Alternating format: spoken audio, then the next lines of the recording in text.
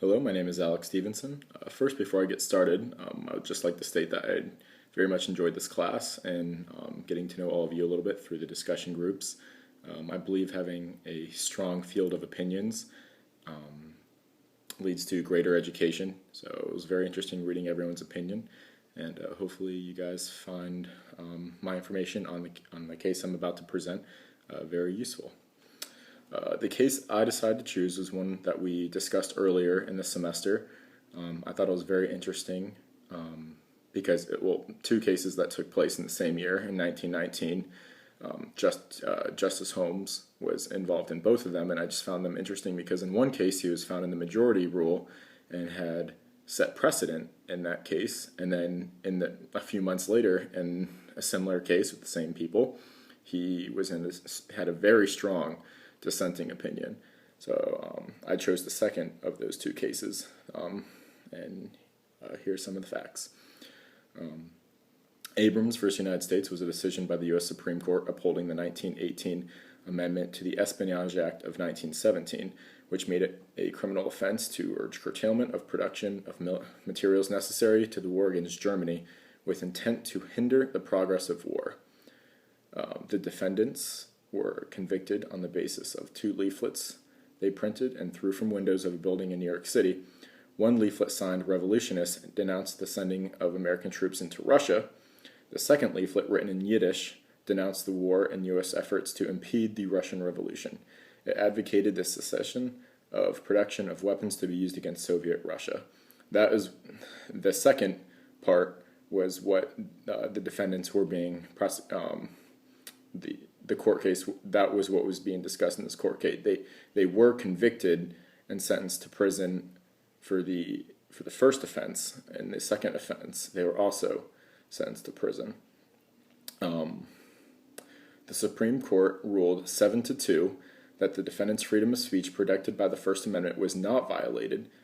The court held that the defendant's criticism of U.S. involvement in World War I was not protected by the First Amendment because they advocated a strike in munitions production and the violent overthrow of the government. In a strong dissenting opinion, Justice Holmes stated that Abrams' defendants lacked the specific intent to interfere with the war against Germany and that they posed no actual risk.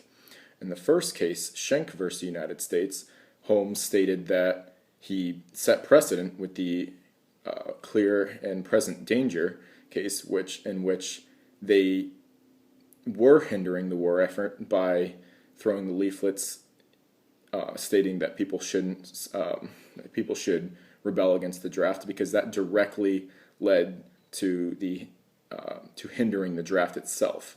The second part he believed was just the defendants' ideas and opinions themselves, and that people shouldn't be persecuted for their beliefs or opinions. That it didn't actually hinder the munitions being sent over to Germany and Russia just because they believed that we shouldn't have been at war against Germany and with an intervention with Russia. Doesn't mean that they themselves should be prosecuted for that belief.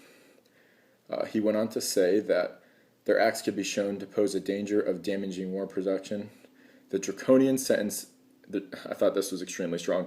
The draconian sentences imposed shows that they were being prosecuted not for their speech, but for their beliefs, Holmes stated. The majority opinion is no longer cited as precedent. He believed the court should have followed his clear and present danger standard from the Schenck versus United States case.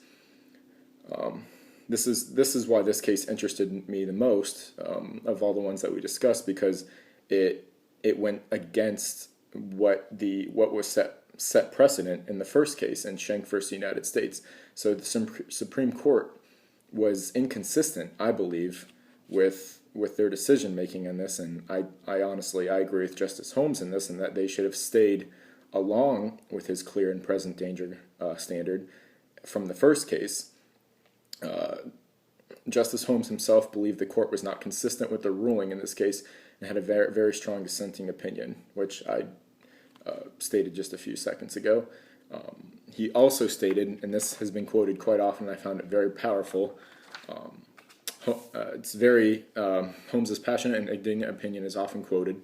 Persecution for the expression of opinion seems to me perfectly logical. If you have no doubt of your premises or your power and want a certain result with all your heart, you naturally express your wishes in law and sweep away all opposition. But when men have realized that time has upset many fighting faiths, they come to believe that more than they believe the very foundations of their own conduct, that the ultimate good desired is better reached by free trade in ideas.